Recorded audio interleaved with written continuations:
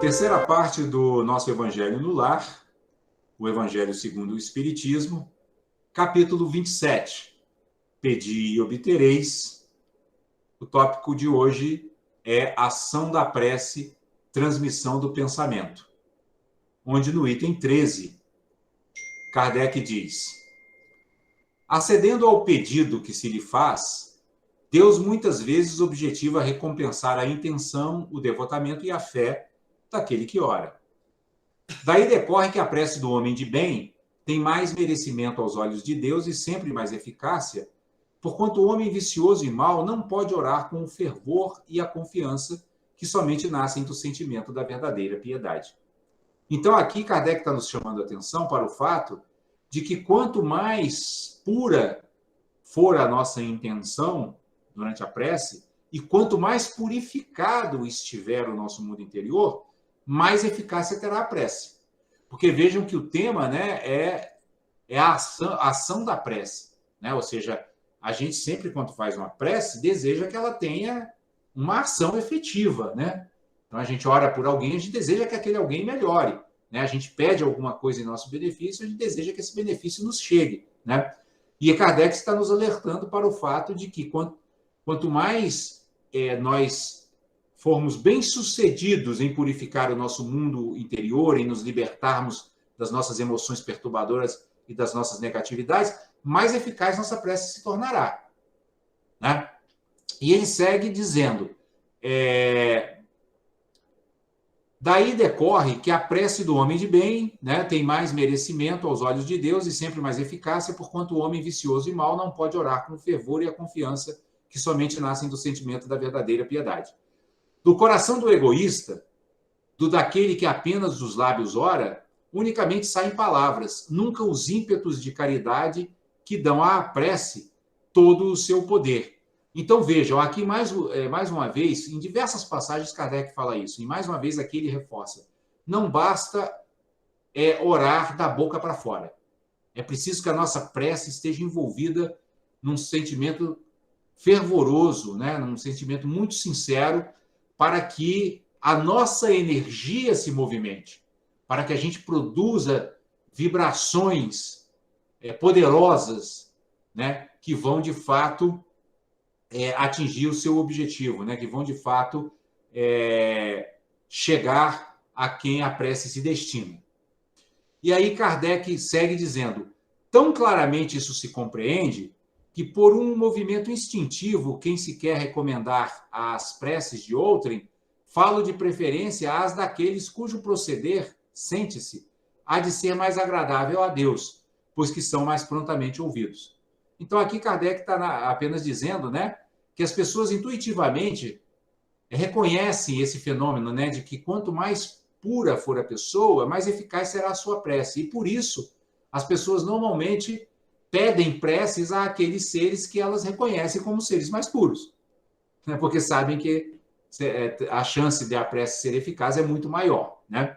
Então, intuitivamente, as pessoas também têm o conhecimento desse mecanismo, né? Que envolve aí o orar, né? O rezar, né? O fazer uma prece.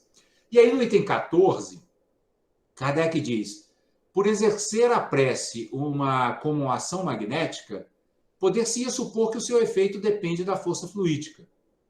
Assim, entretanto, não o é. Exercendo sobre os homens essa ação, os espíritos, sendo precisos, suprem a insuficiência daquele que ora, ou agindo diretamente em seu nome, ou dando-lhe momentaneamente uma força excepcional, quando o julgam digno dessa graça, ou que ela lhe pode ser proveitosa. Então, aqui é um fenômeno bem interessante, que a gente percebe quando, às vezes, pessoas muito frágeis, né? Pessoas que parecem assim não ter aquela energia assim muito poderosa, oram e parece que ao orarem elas se impregnam de uma energia que vem de algum lugar que a gente não consegue ali no momento identificar, né? E Kardec explica que isso advém da ação, né, dos espíritos, né, que vem atender à prece daquela pessoa que obviamente está sendo atendida por ter méritos. A gente sabe que existem, né, que existe essa lei, né, de causa e efeito, né, que rege todos os fenômenos, inclusive o fenômeno mediúnico, que é o caso aqui, né, que é a influência de um espírito desencarnado sobre um espírito encarnado que está orando. O espírito encarnado está orando, né, e como está orando com muita sinceridade, abrindo o seu coração de fato, ele então consegue receber a ajuda de um espírito desencarnado que potencializa a sua energia e, consequentemente, o ajuda a obter os benefícios que ele roga, né, com a sua prece, né, com a prece que faz. E aí Kardec segue dizendo: o homem que não se considere suficientemente bom para exercer salutar influência não deve, por isso, abster-se de orar a bem de outrem, com a ideia de que não é digno de ser escutado. A consciência da sua inferioridade constitui uma prova de humildade, grata sempre a Deus, que leva em conta a intenção caridosa que o anima. Olha, isso aqui é uma outra coisa muito importante de ser ressaltada, né? Ou seja, às vezes a pessoa fala assim: eu não sou digno, né? Eu sou uma pessoa muito negativa, eu sou uma pessoa muito má, né? Deus não vai atender as minhas preces. Kardec está dizendo que o simples reconhecimento da pessoa, né, de se perceber, né, como alguém que ainda está envolvido em muita perturbação e muita negatividade, só essa percepção já gera uma energia positiva, que é a energia da humildade. Né? Ele está olhando com honestidade para si mesmo. E isso promove uma abertura para que ele receba vibrações elevadas, para que ele receba vibrações superiores. E isso é muito bonito, né? Porque significa, então, que a prece está acessível não apenas para aquele que já conseguiu avançar no caminho da purificação da sua mente e do seu coração, mas também está aberta para aqueles que, mesmo não tendo ainda avançado muito no caminho da purificação interior, já conseguem reconhecer suas próprias perturbações e, em manifestando essa humildade, se abrem de tal maneira que também se tornam dignos de receber os benefícios da prece. Né? Isso, vamos dizer assim, democratiza o acesso à prece. Né? Isso é muito bonito, né? Porque significa que ninguém está definitivamente afastado da possibilidade de gozar dos benefícios da prece. Isso é muito importante. Né?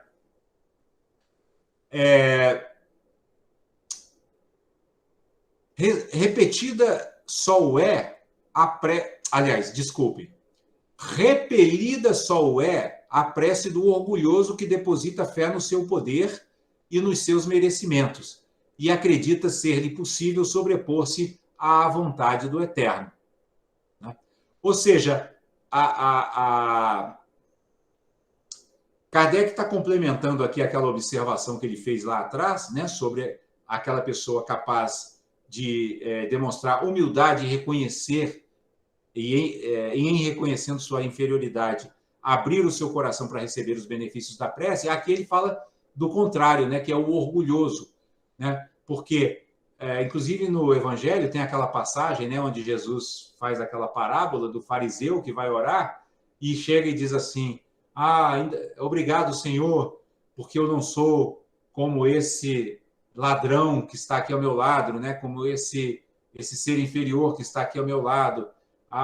Obrigado porque eu sou um ser religioso, né? Um ser que procura adorá-lo, né? Adorar ao Senhor constantemente, que vem sempre ao ritual, etc, etc.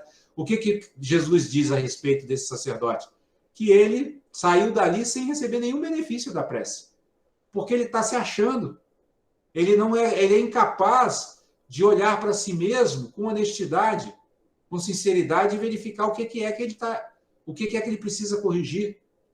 Então ele está completamente fechado para receber os benefícios de uma vibração mais elevada que poderia ser gerada por uma prece sincera, né? Ao contrário daquele outro, né, que Kardec diz aqui, né, o humilde, Kardec diz assim: o fervor e a confiança do humilde são um primeiro passo para a sua conversão ao bem, conversão que os espíritos bons se sentem ditosos em incentivar. Quer dizer, quando a pessoa, né, aborda a prece ou exerce a prece com esse espírito de humildade, com esse espírito de querer se corrigir, essa prece é super bem recebida, né, pela espiritualidade superior, e a própria humildade da pessoa abre o seu coração para que ele possa receber as vibrações superiores, né, que provêm dos planos superiores, né, as vibrações elevadas. Já o orgulhoso não, é o contrário. Ele está totalmente fechado em seu próprio orgulho. As portas do seu coração e da sua mente estão trancadas, né? Então, ele mesmo, né, o orgulhoso, se priva dos benefícios que poderia ter da prece. Por quê? Por causa do seu orgulho, né? Por isso que os espíritos dizem sempre que o orgulho é um dos principais obstáculos ao avanço no caminho espiritual, principalmente o orgulho espiritual, né? O orgulho do fariseu da parábola de Jesus, que ele era orgulhoso da sua suposta espiritualidade, porque não era uma espiritualidade genuína, obviamente que não era, porque se estava maculada pelo orgulho, não era genuína, e em não sendo genuína, fechava, né, os portões da sua alma, as portas da sua alma, para receber os benefícios e os influxos da espiritualidade superior. E aí Kardec conclui o tema, no item 15, dizendo: está no pensamento o poder da prece, que por nada depende nem das palavras, nem do lugar, nem do momento em que seja feita. Pode-se, portanto, orar em toda parte e a qualquer hora, a sós ou em comum. A influência do lugar ou do tempo só se faz sentir nas circunstâncias que favoreçam o recolhimento.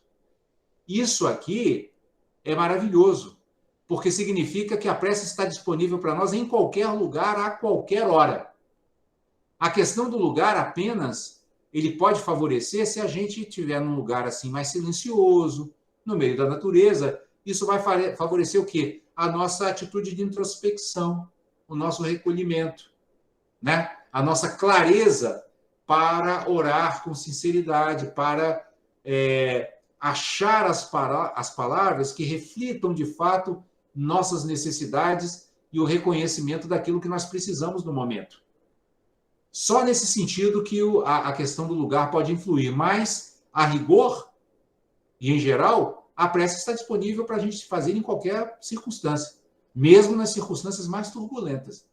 Aliás, às vezes, quando a gente consegue orar nas circunstâncias mais turbulentas, é muito útil, porque a turbulência diminui, né? A turbulência acalma, a prece pacifica, ela tem esse dom. E aí Kardec segue dizendo: a influência do lugar ou do tempo, né, só se faz sentir nas circunstâncias que favoreçam o recolhimento. A prece em comum tem ação mais poderosa, quando todos os que oram se associam de coração a um mesmo pensamento e colimam o mesmo objetivo, porquanto é como se muitos chamassem juntos e em uníssono. É isso que nós fazemos aqui no nosso Evangelho, na abertura e no encerramento. Oramos juntos, juntamos nossas intenções, né, unimos nossas energias para que o poder da nossa prece se multiplique, né, e possa ser ainda mais efetivo, nos dando ainda mais força, né, mais fé, para que a gente siga no caminho espiritual com mais perseverança. E aí Kardec segue na conclusão nos dizendo: mas que importa seja grande o número de pessoas reunidas para orar, se cada um atua isoladamente e por conta própria? Ou seja, não basta ter muitas pessoas orando, é preciso que todos estejam sintonizados, né? Numa mesma sintonia com o bem, né? Numa mesma sintonia com a compaixão, com a equanimidade, né? Com a bondade amorosa, com a paciência, porque é isso que potencializa a prece, né? Kardec já falou aqui em várias passagens, né? Não basta que a prece seja uma pronúncia de palavras, ela precisa vir do coração, né? Ela precisa realmente expressar um sentimento sincero. E aí ele segue dizendo: 100 pessoas juntas podem orar como egoístas, enquanto 2 ou 3, ligadas por uma mesma aspiração, oram quais verdadeiros irmãos em Deus, e mais força terá a prece que lhe dirijam do que a das 100 outras. Ou seja, vale muito mais a qualidade do que a quantidade, né? Em resumo, o que Kardec está nos dizendo é isso.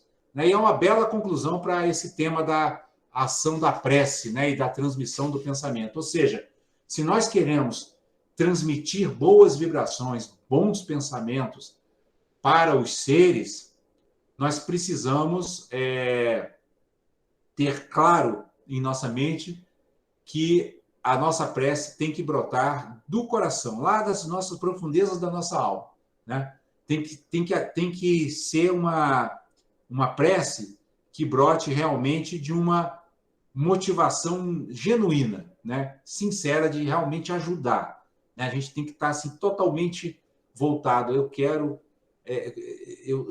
A gente tem que estar realmente assim, interessado, né, em intervir positivamente na situação. Se houver, né, esse interesse, né? Se houver, como diz o Lama, esse brilho, né, nos olhos, né? Os nossos olhos brilharem pela motivação de ajudar, né, de amparar, de assistir, a nossa prece será efetiva, né, e redundará em benefícios não só para o ser que é objeto da nossa prece, mas para nós também, porque nós estaremos exercitando, né, a compaixão, a bondade amorosa, a alegria altruísta, a equanimidade, a paciência e a generosidade.